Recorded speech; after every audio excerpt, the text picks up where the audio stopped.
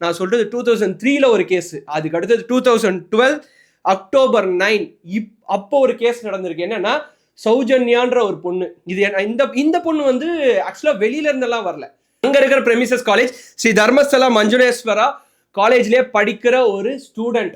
அவங்க வந்து அவங்க வீட்டுல இருந்து காலையில போறாங்க, ஈவினிங் வரல.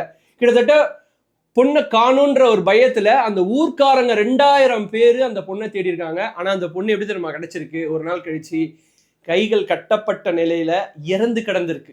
துணிகள் கூட இல்லாம ஒரு மழையில கண்டெடுத்திருக்காங்க. எந்த ட்ரேசஸுமே கிடைக்கலங்க.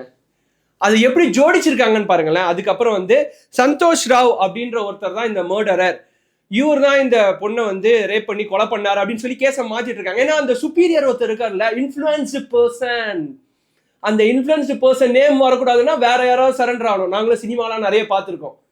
அப்படி இருக்கும்போது சந்தோஷ் ராவ் அப்படின்றவர் வந்து அவரு தான் பண்ணாரு அப்படின்னு சொல்லி லோக்கல் போலீஸ்ல இருந்து சிபிஐ இன்வெஸ்டிகேஷன் வரைக்கும் ப்ரூவ் பண்ணிட்டாங்க.